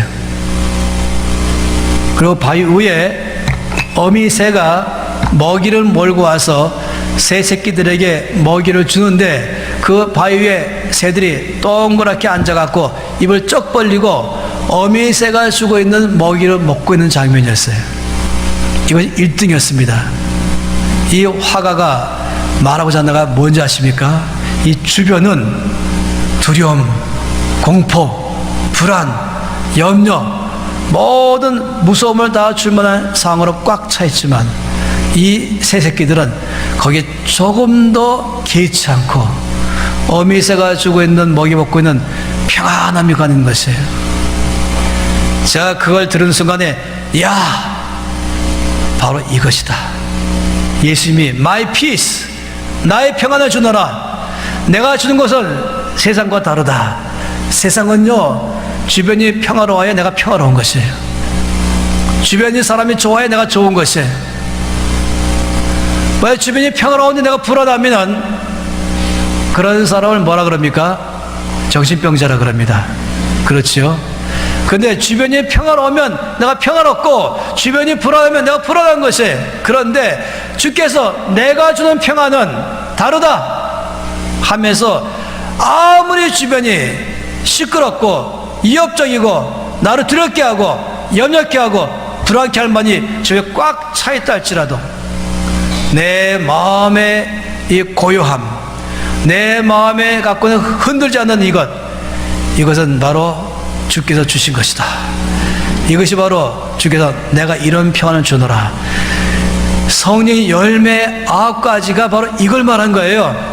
제가 나무 8가지 다 말할 수 있겠지만 다 같은 것이에요. 다시 말하면 이 바람이 꽉 차있는 축구공은 아무리 눌러도 안 들어가는 것인데 힘이 있기 때문에 바람 빠진 축구공은 쑥 들어가는 것입니다. 따라서 성령께서 내 안에서 임하시면 권능을 받는다는 첫 번째 권능은 이 다이나믹한 것입니다. 이 성령 체험하고 성령께서 내 안에 능력 주시면 내 안에 있는 이 능력으로 어디 가든지 그 사람은 평화로운 사람, 어디 가든지 기쁨 있는 사람, 어떤 일을 만나도 기쁨 있는 사람, 어떤 상황에도 그 안에서 낙심하지 않는 사람, 어떤 상황에서 언제든지 가는 기쁨과 평강과 사랑이 있는 사람, 이런 사람이 다이나믹한 사람인 것입니다. 예수 믿지 않는 사람이 예수 믿는 사람 보면서 당신이나 나나 똑같네요. 내가 낙심할 때 당신도 낙심하고, 내가 불안할 때 당신도 불안하고, 내가 화날 때 당신도 화내고, 뭐 당신 나나 똑같네요. 왜냐면 그 화낼 만한 상황이니까 똑같네요. 차이가 있다면 당신은 주일날 교회 가는 것이네요. 그런 사람 뭐라 부르는지 아세요? 종교인인 것입니다. 뭐 안 믿는 사람이나 믿는 사람이나 다 똑같이 사는데 똑같이 불안해하고 똑같이 염려하고 똑같이 낙심하고 똑같이 화내고 똑같이 포기하는데 단지 교회 가고 안 가고 차이라면 종교인인 것입니다. 그러나 예수 안 믿는 사람이 열어보면서 왜 당신 나하고 달라요? 내가 당신 같으면 그 상황이면 나는 화냈을 텐데, 불안할 텐데, 낙심했을 텐데, 이 좌절에 빠질 텐데, 어째 당신은 그런 상황에도 평안하십니까? 어째 그런 상황에도 기쁨이 있습니까? 어째 그런 상황에도 다 모든 사람을 사랑하고 계십니까? 당신과 나하고 뭐가 다릅니까? 왜 다릅니까? 이럴 때 뭐라고 말하십니까? 왜냐하면 예수님 때문입니다. 바로 이것이 증인인 것입니다. 증인은 말로 하는 게 아니라 능력을 하는 것입니다. 삶을 하는 것입니다. 놀랍게도요, 이것은 성령으로 오는 것입니다. 그걸 아셔야 됩니다. 스가랴 4장 6절 말씀에 이는 힘으로 되지 아니하며 능으로 되지 아니하고 오직 나의 신으로 되느니라. 그래서 주께서 제 아들에게 예루살렘에서 떠나지 말고 내게 들은 바 아버지 약속하신 것, 다시 말하면 성령세례 저희 임하심을 기다리라. 여러분, 저 여러분은 성령은 저희 여러분의 필수입니다. 반드시 필요합니다. 우리에게 보혜사시기 때문에 나의 힘이 되시고 나의 위로자 되시고, 그래서 어떤 상황 속에서라도 나는 성령의 열매가 있고 다이나믹한 삶을 사는 것입니다. 여러분, 지금 이 시대를 살아가면서 우리는 이와 같은 능력이 절대로 필요합니다. 전 여러분이 아무도 종교인으로 살기를 원하지 않습니다. 저와 여러분은 그냥 종교를 믿는 사람이 아니에요. 저와 여러분은 살아계신 하나님 믿는 사람인 것입니다. 우리의 하나님은 살아계십니다. 성령께서 나와 함께 계십니다. 요청하는 모든 사람마다, 구하는 사람마다 성령께서 그 사람에게 역사하신 것입니다.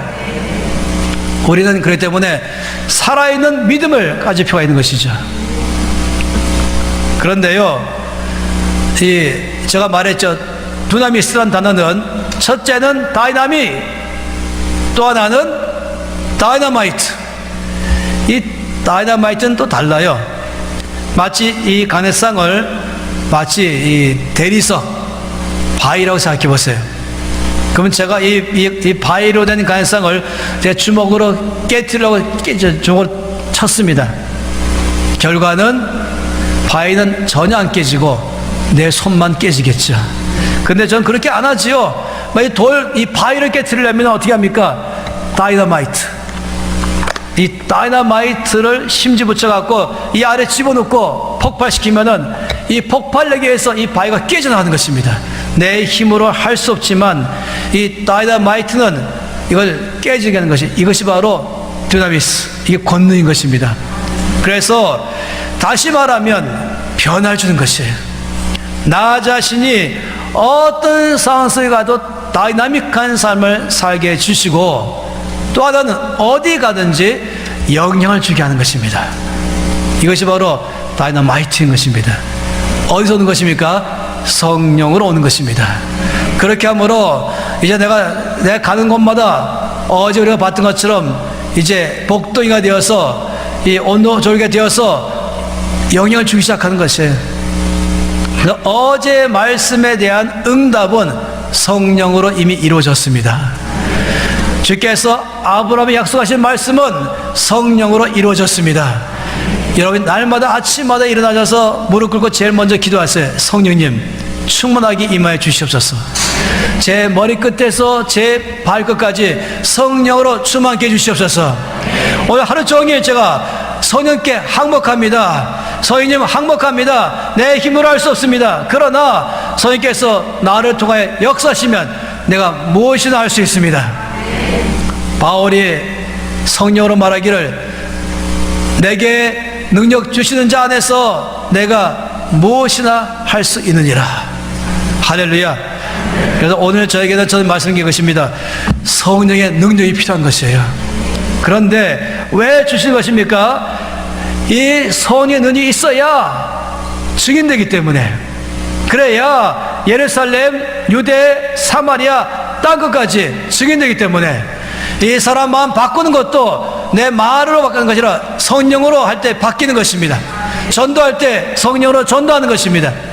교회에서 교사할 때 성령으로 할 때 바뀌는 것입니다. 성가대도 성령의 능력으로 하는 것입니다. 제가 교회 갈 때마다 이 성가대가 늘 관심거리였어요. 이 앞에서 예배 인도한 팀이 관심거리였어요. 왜냐하면 이 성령의 능력으로 성가하는가, 성령의 능력으로 예배 인도하는가. 근데 제가 이 의교회 오면서 참으로 이 감동받는 건 성령 충만한 성가대, 성령 충만하고 성령 충만한 예배 인도자들 때문에 참 감사합니다. 이 성령 능력을 하는 거예요. 그냥 나의 노래 실력을 하는 게 아니라, 여러분, 내 노래 실력 하는 거하고 성령의 능력을 하는 거하고는 하늘당 차이인 거 아십니까? 바로 보호자로 움직이는 찬양은요, 내 목소리로 하는 것이 아니에요. 내가 할 수 있는 모든 목소리를 다 동원하지만 성령 충만한 사람일 때는 회정을 움직이게 하고 감동을 주게 하고 하늘을 향해서 이 상달되는 예배가 되기 시작하는 것입니다. 할렐루야. 그래서 알아요. 보면은 노래는 잘하지만은 자기 힘으로 하는 성가대가 있고, 정말로 내가 전심을 다하지만은 성령의 능력으로 하는 팀이 있는 것입니다. 마찬가지예요. 이렇게 교사하든지 주방에서 봉사하든지 아니면은 주보를 주는 안내를 보든지 주차 관리하든지 예배 인도하든지 말씀을 전하든지 모든 것 전부 다가 성령의 능력으로 해야 되는 것입니다. 오직 목사님만 필요한 게 아닌 것이에요. 우리는 모두가 다 한꺼번에 모아서 봉사하는 것입니다. 또 직장 가서 거기서 일할 때도 성령의 능력으로 하는 것입니다. 모든 것마다 우리는 전체가 다 성령의 능력이 필요한 것입니다. 그러면 거기서 주께서 우리 쪽에서 역사하는 것입니다. 다이나믹한 능력과 다이너마이트 능력을 주신 것입니다. 그래서 내 힘으로 할 수 없는 것을 성령으로 하게 하신 것이죠. 성령의 능력을 하는 사람은 피곤하지 않아요. 지치지 않는 것입니다. 내 힘으로 하는 사람은 빨리 지쳐버리고 상처도 잘 받고 낙심도 잘해요. 그러나 성령으로 하는 사람은 지치도 할 뿐만 아니라 기쁨이 있어요. 누가 알아주든 말든 성령으로 하기 때문에 기쁨이 있는 것이에요. 교회 봉사할 때, 교회 임원할 때, 교회 부서 일할 때, 모든 봉사할 때마다 교사라든지 뭐든지 다 성령의 능력으로 하시기 바라는 것입니다. 그럼 반드시 거기에 역사하는 것입니다. 할렐루야. 예, D.L. 무디가 설교했는데 말씀 끝나니까 어느 두 분 부인이 아주 귀부인 두 사람이 오더니 목사님, 우리는 목사님을 위해서 기도하고 있습니다. 감사합니다.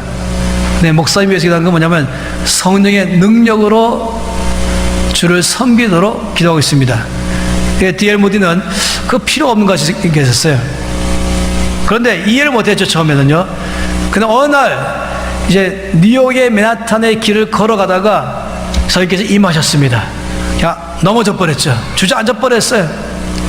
강하게 임재하기 시작했어요. 그 다음에 바뀌었어요. 이 D.L. 무디가 이렇게 했어요. 지난번에 내가 설교했던 그 설교, 이제 내가 성령 능력으로 이 설교를 한 번 더 해보자. 결과는 하늘 땅 차이였습니다.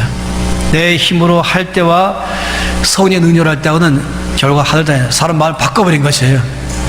그래서 주일학교에서 교사할 때에 여러분의 이 주일학교가 부흥하는 길, 여러분의 부서가 부흥하는 길, 여러분이 하는 모든 것마다 주께서 연락되게 하는 것, 거기 꽃꽂이 봉사하든 아니면 어느 봉사하든지 전체가 다 거기에 성령의 능력을 하기 시작한다면 반드시 능력으로 역사하셔서 영광 받게 될 것이고 열매가 나올 것입니다.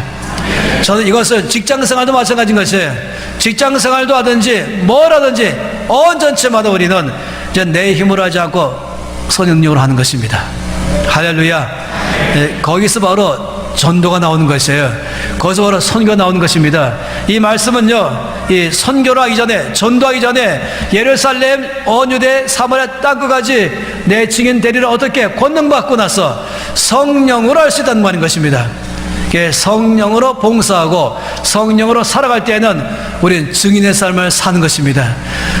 여러분, 놀랍게도 예수 믿으세요라고 말할 때에 성령으로 믿으시라고 말하면 사람 바뀌어버린 것이에요. 놀랍지요? 내 힘으로 할 때하고 성령님 저에게 충만하게 임하셔서 제가 전도할 때에 성령의 능력으로 저 사람 마음을 바꾸게 해주십시오.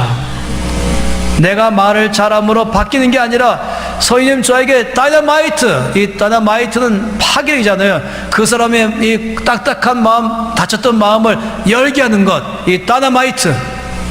전도할 때, 가르칠 때, 봉사할 때, 예배 드릴 때, 노래할 때, 모든 것마다, 직장에서 일할 때 모든 것마다 성령님께 먼저 요청하시고 성령으로 충만케 해주십시오. 성령으로 다스려 주십시오. 이럴 때마다 놀랍게 능력으로 역사하십니다. 이것이 바로 필요한 것이에요. 그래서 우리 안에 주께서 주시는 은혜 가운데에 어제 말씀 가운데에서 주시는 은혜에서 내가 너를 축복하리라, 그리고 내가 너를 통하여 보혜 그건 되게 하리라 말씀할 때 성령으로 약속했는데 그것이 첫 번째가 능력인 것입니다. 전 내일 밤에 뭘 말씀드리냐면은 또 한 가지 축복하시는데 바로 성령으로 축복하시는데 또 한 가지가 재정인 것입니다. 주께서 능력으로 주셔서 내 삶이 바뀌게 하시고 나를 다이나믹하게 하시고 나에게 다이나마이트를 주어서 내 권능으로 말미암아 증인되게 하셔서 복을 전파하게 하시고 그것에 성령하게 하신다면 또 하나는 주기 주신 또 축복은 바로 물질을 축복을 주시는 것입니다. 그 내일 밤에 여러분에게 말씀을 드릴 것입니다. 여러분 오늘 밤에 전 여러분에게 말씀한 건 한 가지인 것입니다. 선의 능력이 절대로 우리는 필요합니다. 내가 무엇을 하든지 어떤 일 하든지 선의 능력이 필요합니다. 여러분 선교할 때 선교사들에게 기도할 때도 딴 것보다도 성령의 능력으로 선교하게 해주시옵소서. 성령 충만한 선교사 되게 해주시옵소서. 성령 충만한 목사님 되게 해주시옵소서. 성령 충만한 교회의 모든 당회, 교회 모든 제지들 되게 해주시옵소서. 그러면 놀란 역사를 할 줄 믿습니다. 나의 삶에서 필요해서 우리 모두 가운데 그 성령으로 충만함이 필요한 것입니다. 할렐루야. 여러분, 놀라운 사실은 이것입니다. 반드시 주십니다. 반드시 역사하십니다. 이제 기도할 터인데요, 약속의 말씀을 본 다음에 기도하겠습니다. 누가복음 11장입니다.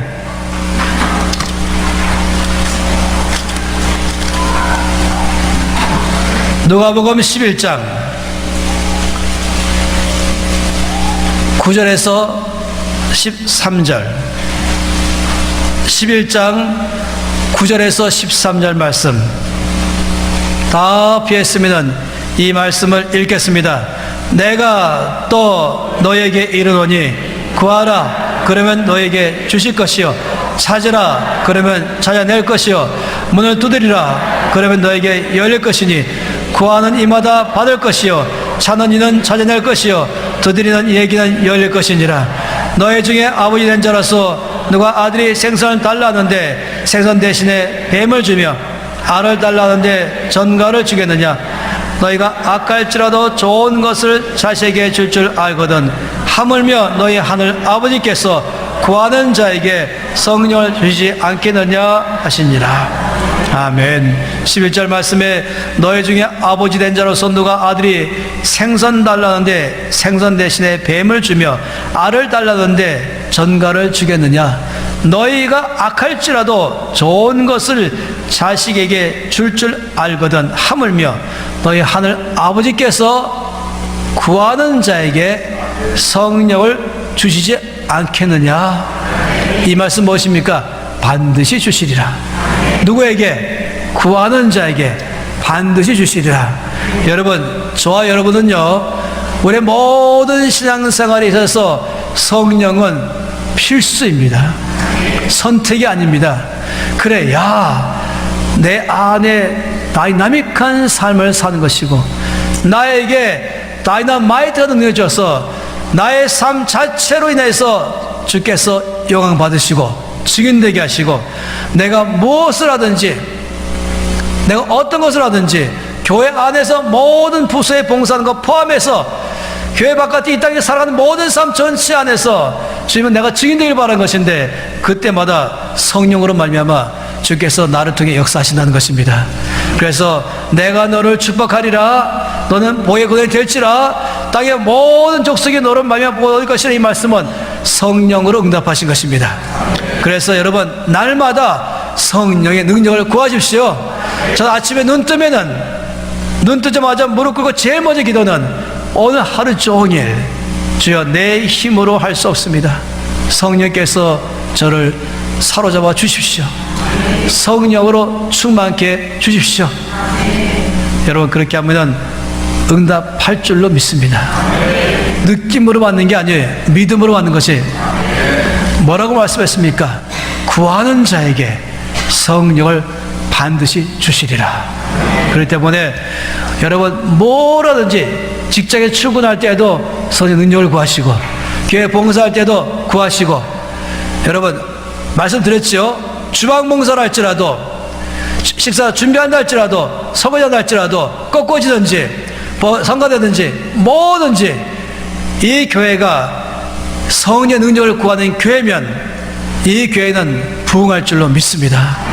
앞으로 더 큰 역사 일어날 줄 믿습니다. 더 나가서 이 우이동을 바꿀 것이며 도망구와 성북구와 대한민국 전체를 바꾸고 열방 바꾸는데 여러분 사용할 줄로 믿습니다.